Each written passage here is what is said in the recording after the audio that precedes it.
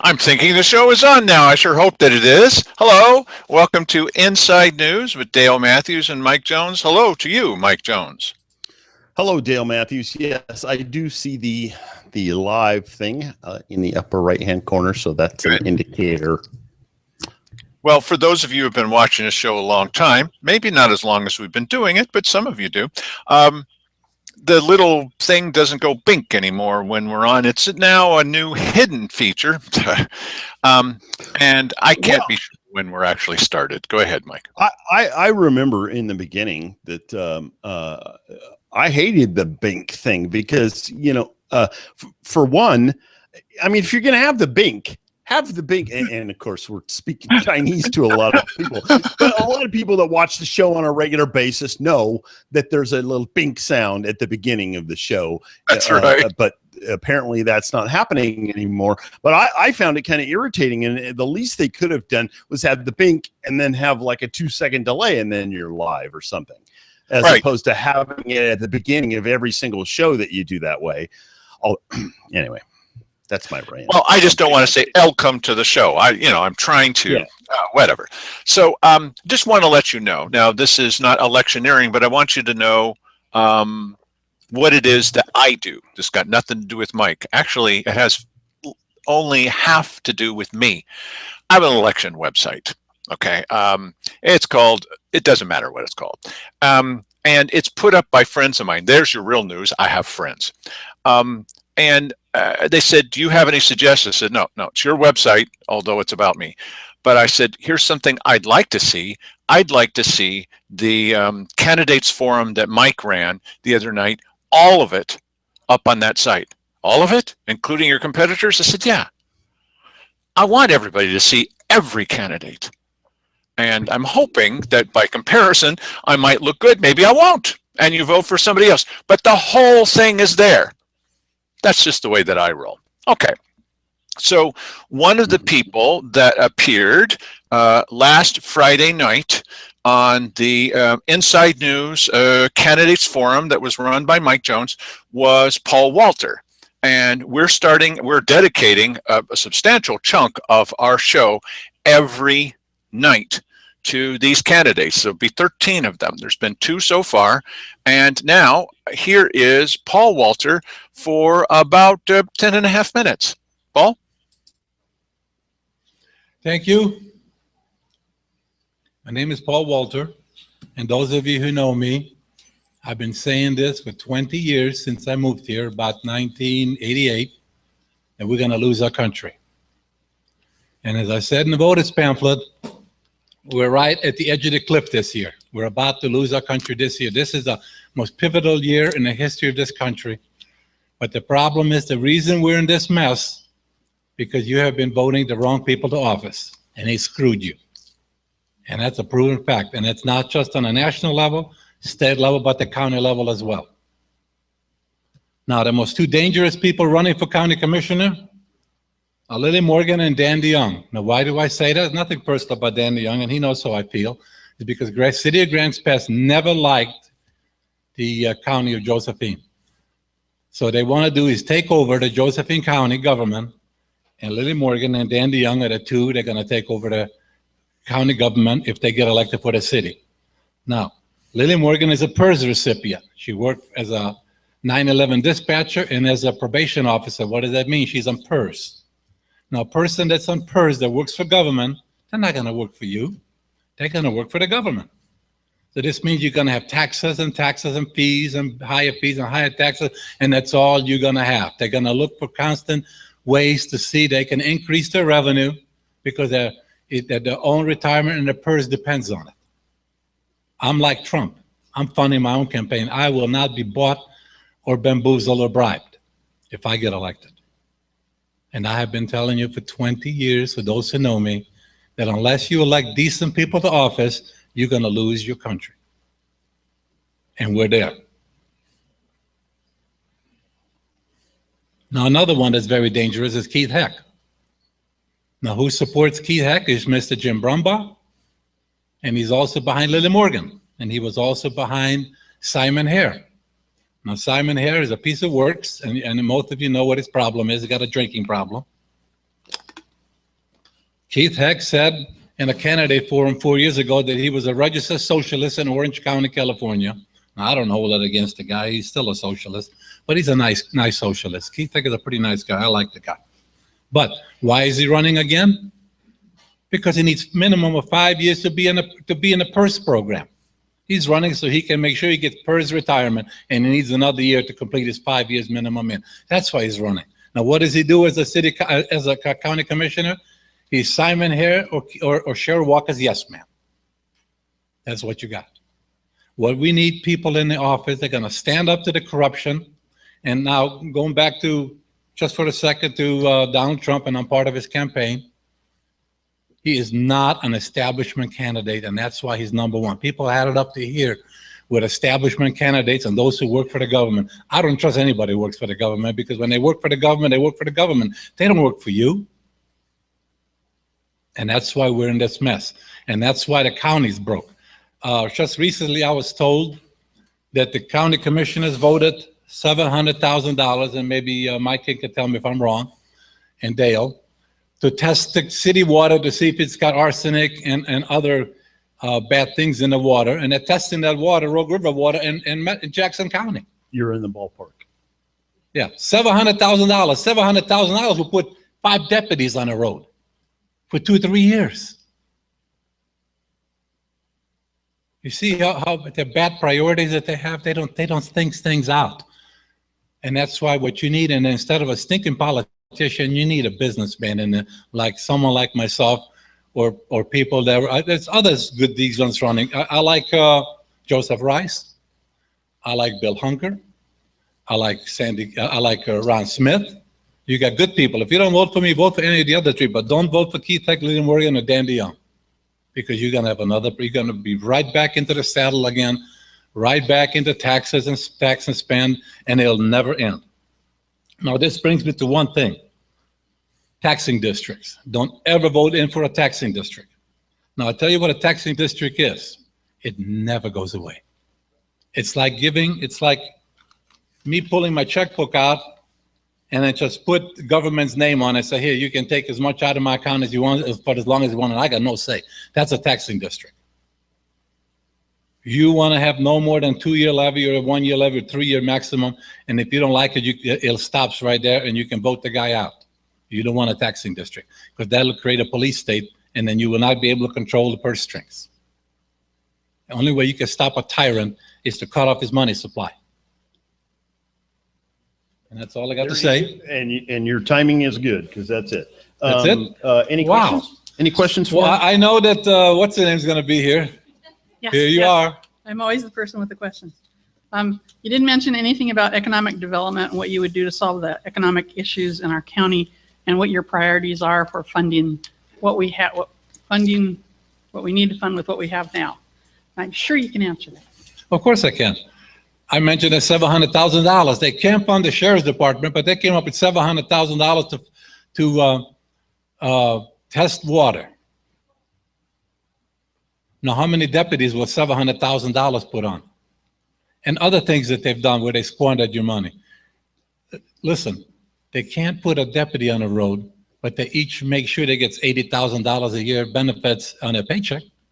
When the county charter says $30,000 a year, they're not willing to take $15,000, $20,000 a paycheck. All 3 of them, they'll put 1 deputy on the road at least if they cut their salaries in 25%.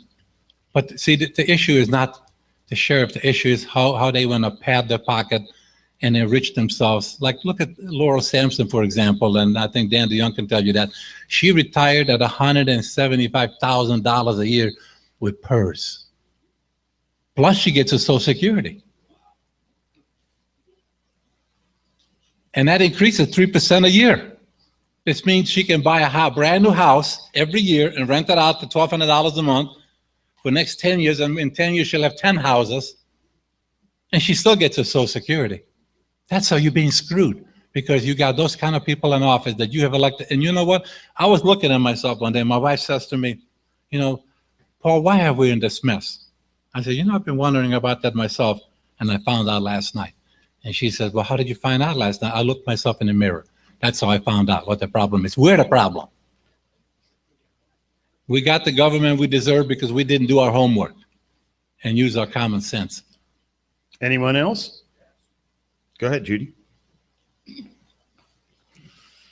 Paul, thank you for enlivening people regarding the. I love this country because I was born in socialist communist Yugoslavia, and I'll tell you, I know what it's like to where you speak up and cops knock on your door, break your door down at 3 o'clock in the morning because you said something they don't like. I don't want that to happen in America. And what I want to say, most people that get to be commissioners, they become afraid of the unions. You know, the unions are very Not me. powerful. Well, let me just finish, please. The unions are very powerful in all 50 states. I'm using the Obama thing here, in all 50 states. But how could you, I understand, and unless somebody can correct me, that I understand it only takes one commissioner to do the negotiation in the public. So far, negotiations with the unions on the PERS and everything is all done behind closed doors. So we don't find out their big padded pocketbooks and their trips to Europe and wherever they go. So would you encourage and almost insist that all the public negotiations be done on their contracts? Because right now, other than certain limited contracts and who you're going to bid for some contractor, most their union contracts can be done in the public. Would you be that one that would say, we're not doing anything unless the public hears what your salaries and your PERS are going to be publicly as you're negotiating? Would you be in tune to that? Well, I can answer it this way. The reason the unions are so powerful because we're so cowardly. If we stand up to them, you know what happens when you stand up to a bully? He disappears because bully is nothing but a coward. And the problem is the reason the unions are so powerful because none of us stand up to them. You stand up to these people and let them bark as loud as they can. Who cares? Okay, one more very quick one, Vic. Hope this is quick. So I understand you like Joseph Rice. He's a friendly guy, very personal. But were you aware that, I mean, if you read the sneak preview article or attended the commissioners' meetings, you might have learned that Joseph Rice was actually the guy who went to Diane Hoover to pave the way to get that $700,000 contract. And he actually still has the dead fish pictures and scare tactics up on his Oath Keepers website. He's actually the guy orchestrating that. Were you aware of that? Well, I can tell you this. I like Joseph Rice. I think he's a decent man. He does what's right for this county. He puts his $700,000. He puts his life on the line with that mine last summer. Is he perfect? No, I think. But you know, people can talk me into things, and I may vote for something that I think it's good when it's not good because I was fooled. So I don't know the whole issue, and I'm not going to stand here and say anything negative about Joseph Rice because I think Joseph is a decent guy. All right, thank you very much. Okay.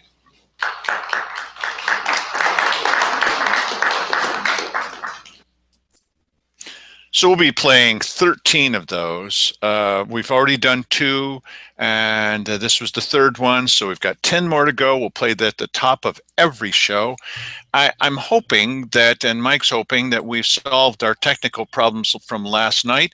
We'll find out as we go along. And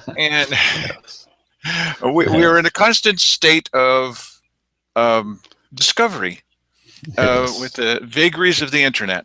So that's one way of saying it. Now we're going to go, the reason this says too much lipstick, Local Public Safety Coordinating Committee, is because at the end of last night's show, I appended a long section from the little back room that happened on Thursday where Arthur O'Hare, the finance director for the county, came in and briefed the commissioners about what had happened because he was at that lipstick meeting and what are the kinds of things that they said. And you'll see here that Simon Hare had some different ideas about what they were tasked to do, and nobody stuck to that. Mike and I are going to play this back. We're going to comment about it. On our show, we've got 2 things that we do. We play the news, and that's just them talking. And that you don't have to go through a filter of somebody writing about it and interpreting it. That's just what they said. And then we comment about it, and that's like hearing commentary any other place or reading an editorial. So we do both. So you can listen only to what they have to say and then go la, la, la, la, la if you want to, or you can hear our analysis of it, because who's doing analysis these days? So you'll know when we're making comments and when we're playing a video. At least I like to think that you will. Of course you do. So here is Arthur O'Hare talking with the 3 commissioners about what happened at the Local Public Safety Coordinating Committee. It appears that the two financial aspects, one was the 911 tax, whether that would be able to generate any revenue. It was legal counsel's understanding or interpretation is that if there was an increase in the 911 tax, that would have to be dedicated to 911 agency. Oh, really? Now, we've not heard that before Wednesday afternoon's meeting. That's odd because I feel like I've heard it before. No, this is the very first time at Wednesday's meeting where they said, you can't dedicate this 911 tax to any other place but 911 services. And they were saying, well, yes, look, they're wrong so much of the time. It's not like we're always right, but we're also not paid a total of nearly $100,000 apiece, are we? Yeah, and we also don't have a finance staff and a finance director. I mean, in this room, while I was sitting there, it's probably $1 million, once again, of salaries altogether. And I'm just sitting there as, well, with you, we're not paid anything to do this. Are you paid anything to do this? I don't mean Mike. I mean any of the rest of you? Probably not. Although we know some government people watch the show. So that's a little frustrating. So they can only apply 911 if they raise the tax on that. They call it a fee, but it's a tax. If they raise the tax on that, they can only apply it to 911. Keep in mind also that Cheryl Walker wanted the 911 board to weigh in on whether or not we have an emergency, except not too long ago, Cheryl got herself appointed. She appointed herself to the 911 board and her husband. Why, darling, do you think that we're in an emergency? Yes, sweetheart, I certainly think that we are. Oh, really? What a surprise. Okay, let's go back to more of Arthur O'Hare. So even if the board, or if the board has that authority, I don't know, but even if the board increased, I believe it's 75 cents right now, even if they increased it a little bit, all that funding would still go to the 911 agency. So it would not be available to general public safety per se. It would have to be dedicated to that. I don't want to get sidetracked with that issue. Yeah, well, and it's not a big money generator as far as that goes. The other financial piece. Just one other little thing to insert here. Arthur O'Hare keeps delivering these little pieces of bad news. You'll hear another one coming up here pretty soon. You guys are going to catch it. Hear what Simon Hare just said? I don't want to get sidetracked with that issue. Well, that's a little piece of bad news because he and the other two have been saying, oh, look what we get, look what we get. You don't get that. Well, 911 gets it, okay, except we're paying for it, although we don't want to, maybe, or they're certainly not going to let us vote on such a thing. Are you kidding me? They don't want us to vote on anything anymore, never again. We're going to correct that in May.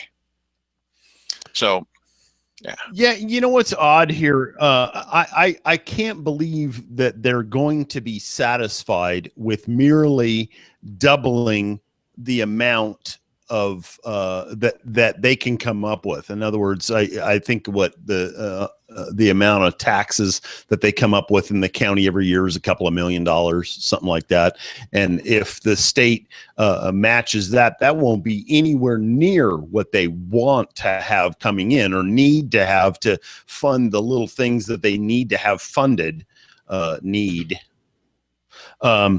So I wonder, I mean, listen, there has to be something up their sleeve. Certainly these guys are smart enough to have thought of what I'm thinking of here, that ultimately they're going to need some more money. And it sounds like this 911 tax is not the avenue, so. No. Well, okay, what's in the wings here? Here's the plan. We've talked about it lots of times. Mike's handing it back to me. He knows what I'm going to say.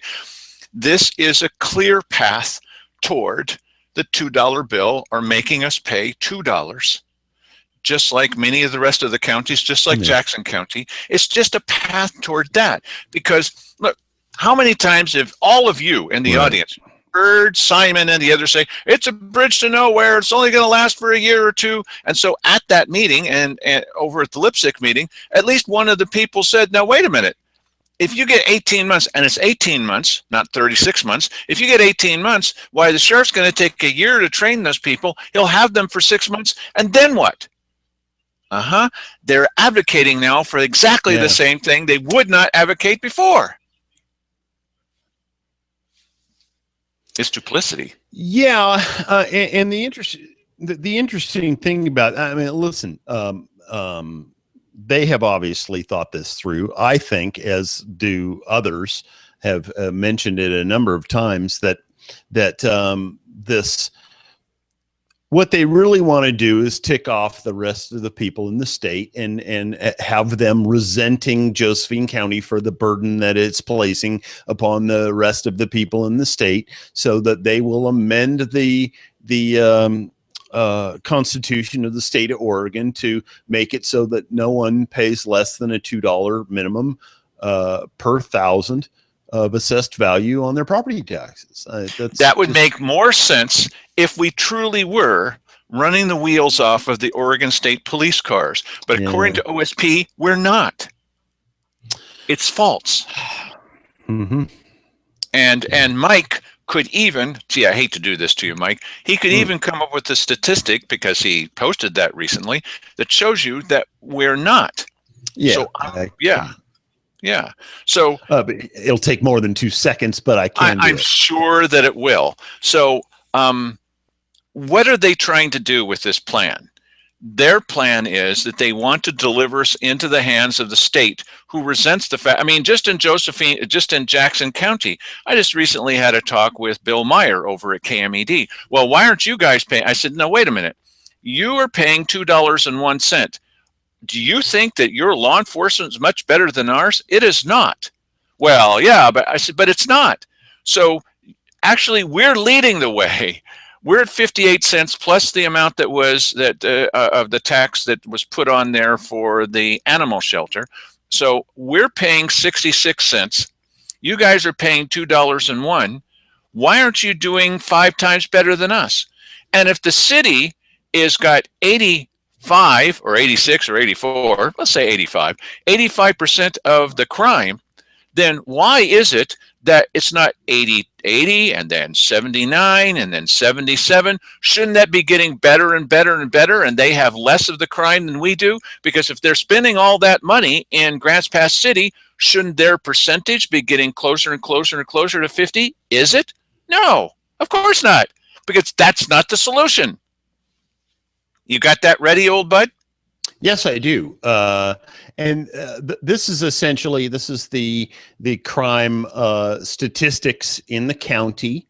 Actually, this is Grants Pass crime statistics over the last 10 years from 2004 to 2014, which is the closest numbers we have.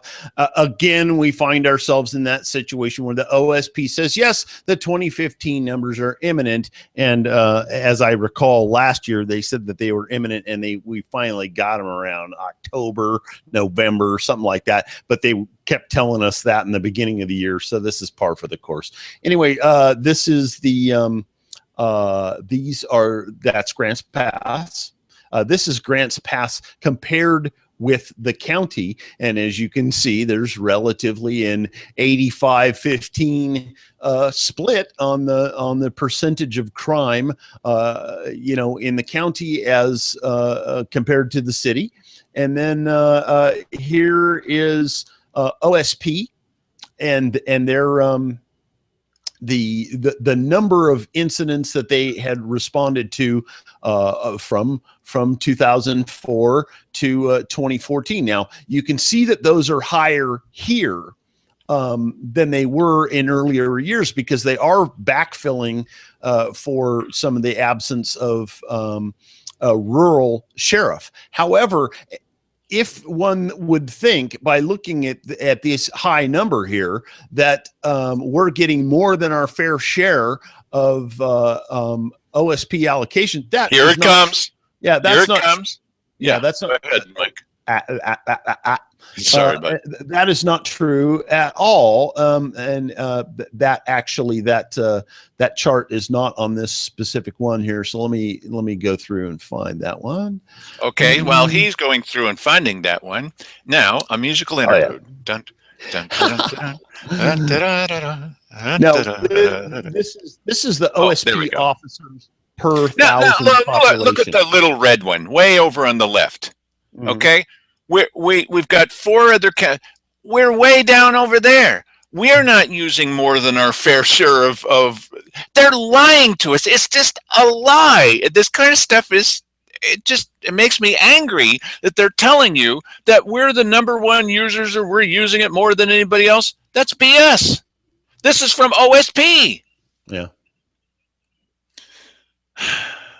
And here's number of people for each OSP officer, county by county. And let's see here. Where's Well, we're 4th. we're not even on this chart actually. Oh, we're not? No, the red one there is Lane County. Why we're not on this one, I can't remember. It was so long ago that we used this. Well, go back to the one that shows us near the last there, would you? Mhm. Oh, okay. Oh. Yeah, Okay. that's Interesting. yeah, hang on. Yeah, this is our OSP per 1,000 of population.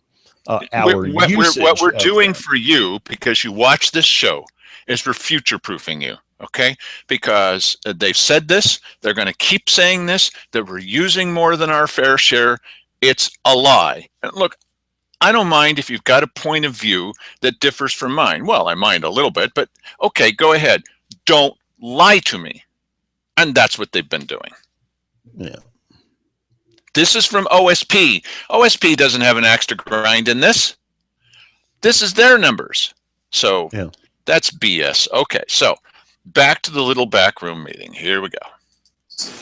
At least my understanding, boiling it down, we can get a dollar for dollar contribution or support or subsidy from the state. Now, that was directly this is our finance director, that was directly contradicted, brought up as a question for the very first time on Wednesday afternoon. Maybe we won't get it dollar for dollar. So, but they keep telling us things like SRS is over. That comes from all 4 of these people in this room. Why it's dollar for dollar. It's an emergency today. They don't know any more than Mike and I know. Stop telling us that you know everything when you don't know everything. You want to tell them a little bit about what's happening in Congress with this, with the secure rural schools, Mike? Yeah, well, there are, and I don't have the link. 775, but what do you mean 775? 775 counties. 775 counties. Yeah. The other day I came across something where there's a one particular congressman in Arizona is leading the fight on this, SRS payments to 775. Is it 775 counties? 775 counties, and it's a guy from Arizona. Now, wait a minute. Haven't they been making it sound like we're all on our own and everybody's upset with us and they're not talking about Josephine County? This is another bunch of BS. This guy's from Arizona. Yeah. And I'm pulling up the link here. How many trees do you think that they have in Arizona? I mean, maybe you guys know, but it's yucca trees? Come on now. Okay, 775, and there are 22 congressmen that are involved in this thing right now. Well, not right now because they're on Easter break. Woohoo, they get paid. And they're fighting for SRS payments for the whole of the United States. Well, yes, and it's for 2016 and beyond. So there, this idea that there's an end to this, and as a matter of fact, there was just a story that came out on Channel 5 today that the SRS payment that I guess was authorized some time ago, that payment is coming shortly to us, and it's a lesser amount. It's somewhere in the neighborhood of $2 million. Well, my understanding is it's about half, but not half of 2 million, but about half of, they're dividing it up into sections. Yes, but I have that amount. That Josephine County gets $1.4 million, $1.48 million. Right. Is But that's what they not get. the total amount. So the point is Right. this: they keep telling us, and you'll hear it in this room. We heard it at the meeting on Wednesday. That's it for SRS. No, it's not. Well, it's all over now. No, it's not. And the truth is, like, I got into an argument with this guy from the Courier. He said, "Well, it's all over." I said, "You don't know, and I don't know, and they don't know." So Well, I don't mind if people say they don't know, but don't tell us you do and then tell us a lie. That's just not true. You Right. don't. Well, listen, on this specific topic, I wrote to Simon. I said, "Listen, Simon, you keep saying that SRS is done, right? Well, the truth is, SRS being over is just something you say. You don't really have anything indicating it's over at all. It's merely not confirmed, which is as it is nearly every year." So he writes back to me. It says, "Mike, it was a 2-year reauthorization. The 2 years was up in October of 15. Please provide me the extending legislation that has passed the House and Senate and been signed by the POTUS. It's that simple." Of course it's that simple, but it hasn't happened yet. As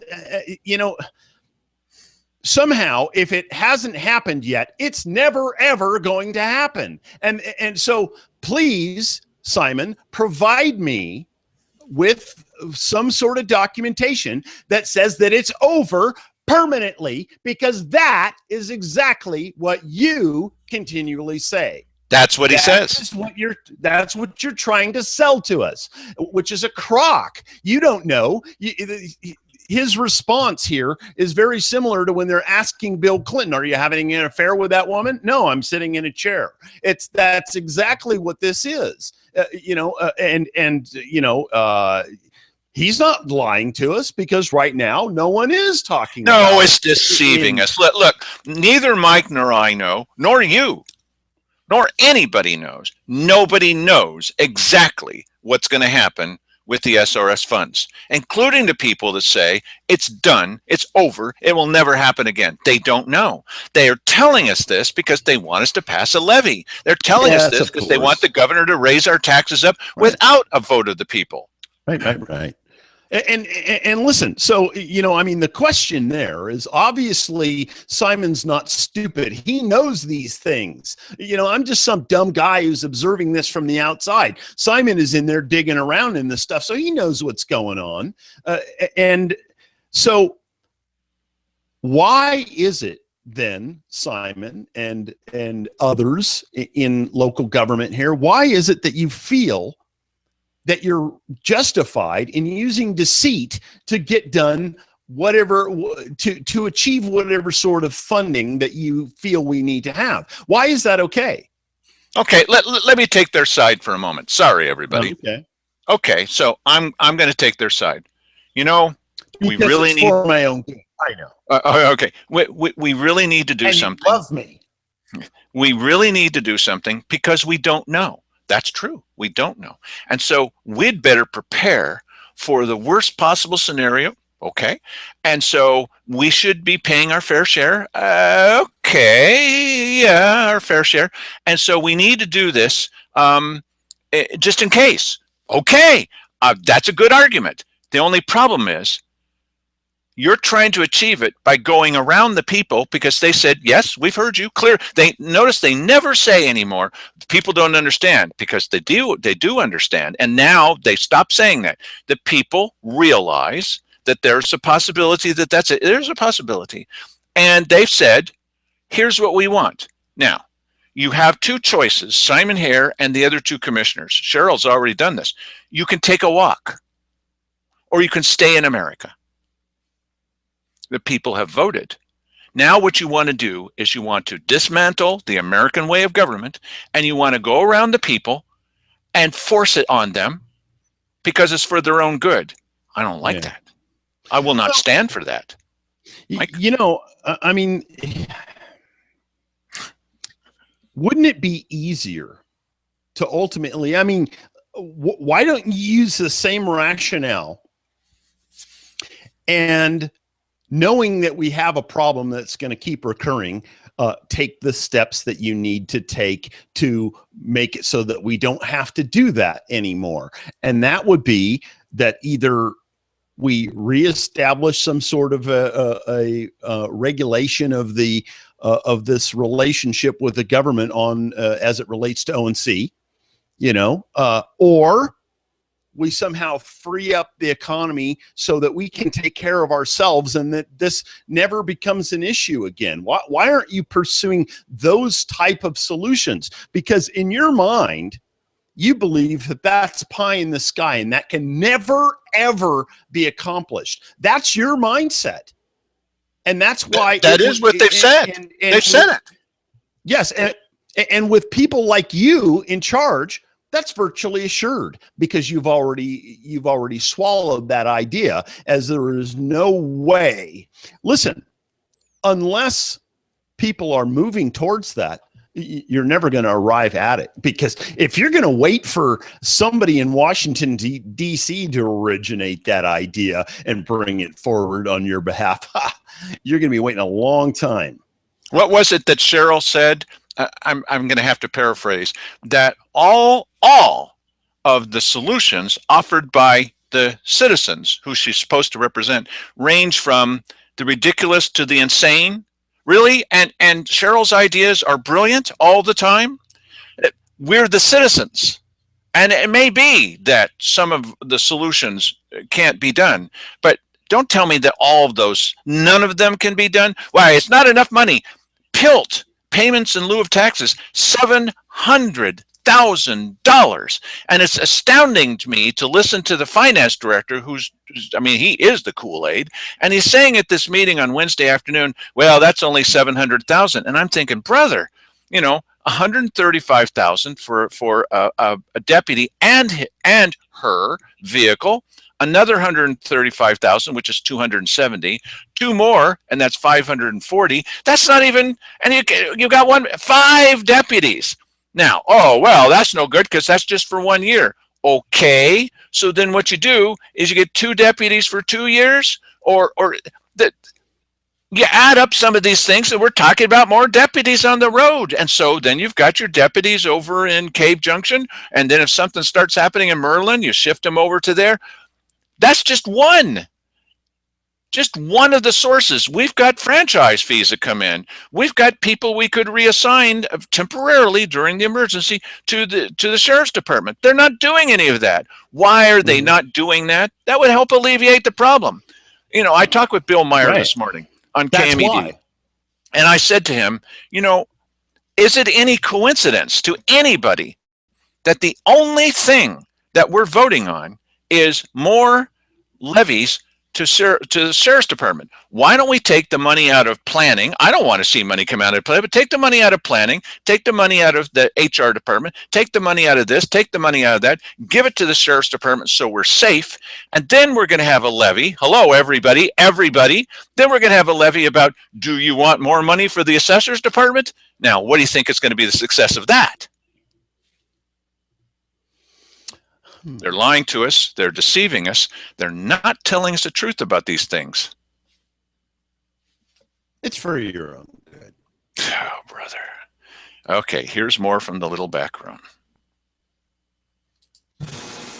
But that would probably only be good for 1 fiscal year, which would be the 17-18 fiscal year.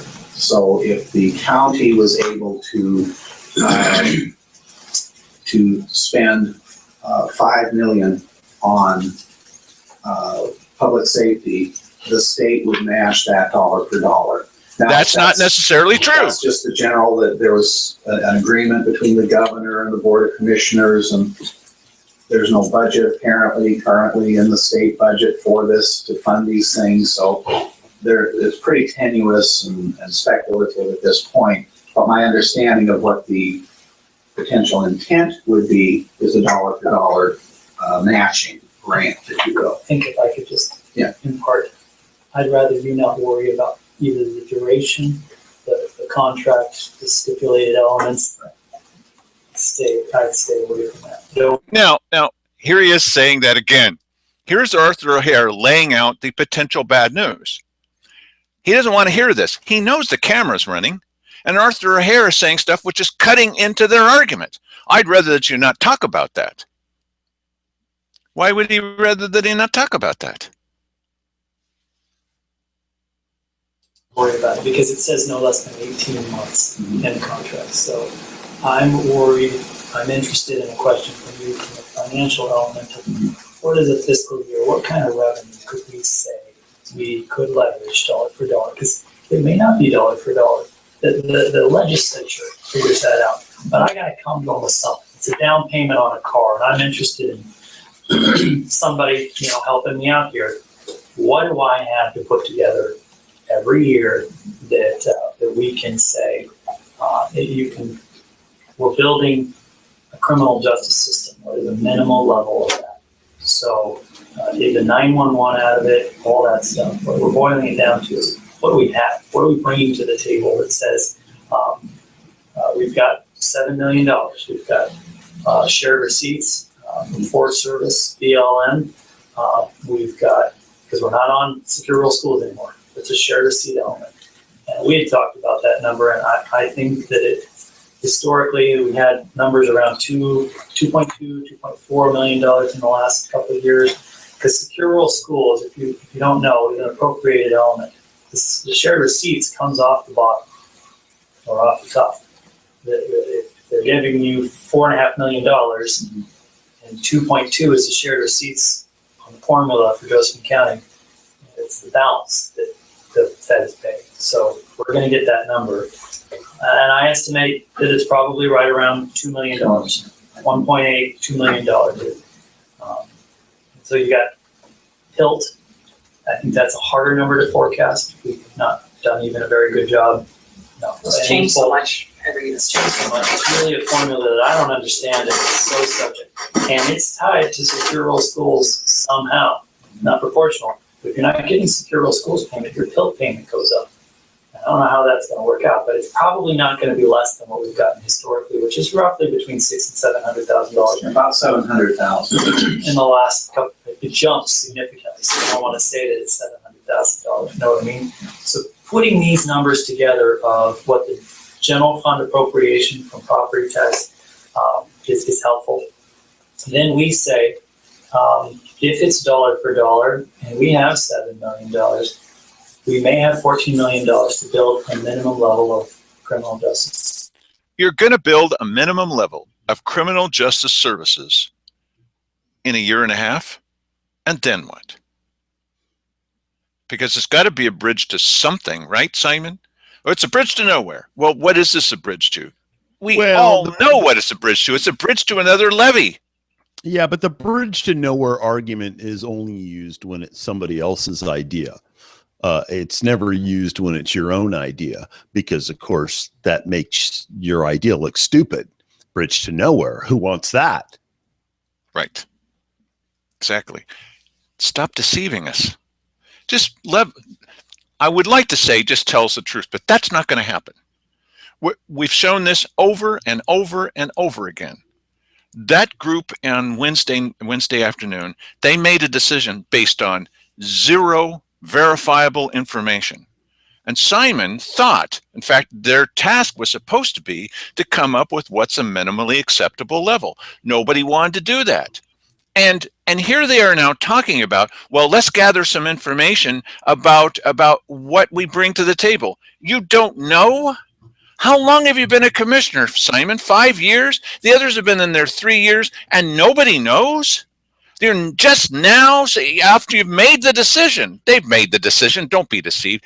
After you've made the decision that you're going to go ahead with this, you don't know? Maybe the governor and those people would work in exactly the same way. And they're going to ask Carl Wilson, what do you think he's going to say? They're going to ask Herman Berchiger, I see no consensus in this county. Well, they're going to ask Wayne Stark. Okay, they're going to ask these guys, well, what do you think? Well, of course, they're going to say, yes, it's an emergency. Based on what? Based on Simon's anecdotal evidence. Yes. Well, let me ask you, Carl Wilson, what is a minimally acceptable level of service? Well, anything other than what we now have.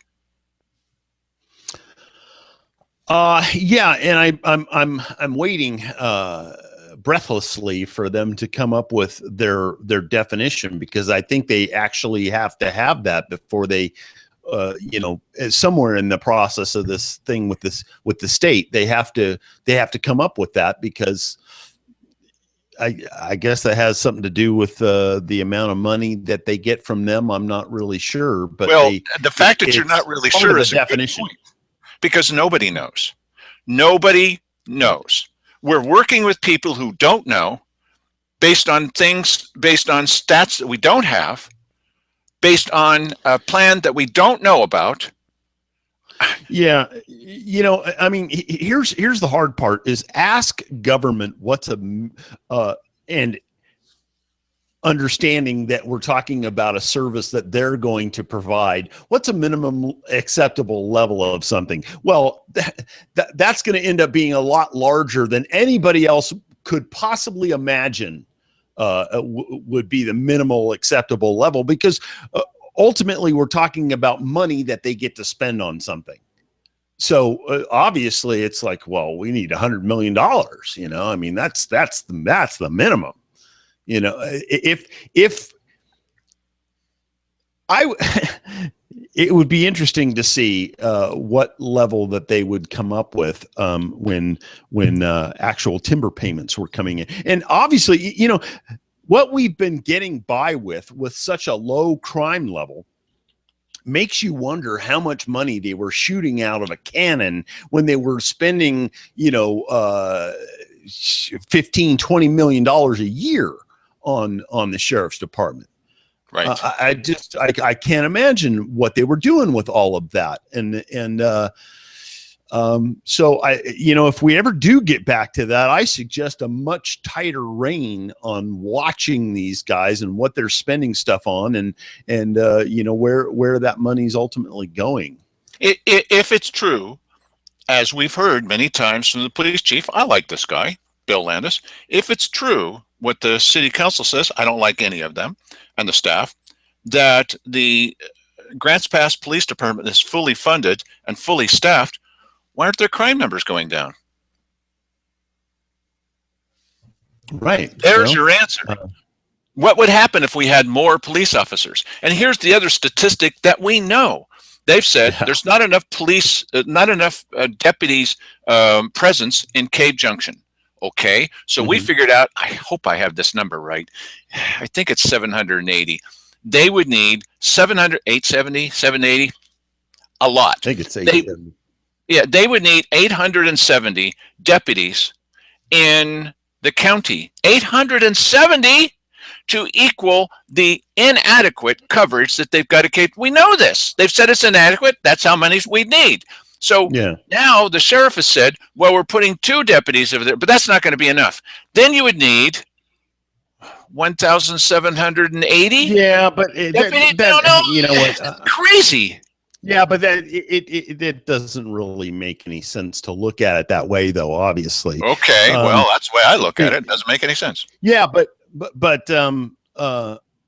if they wanted to deal with the situation in Cave Junction, they could, they could make a concentrated effort in certain areas to make sure that they're if things are getting hit on a regular basis and there's some predictability about it happening, then concentrate a higher level of service in those areas until you've quashed the issue. And we've done this in the past.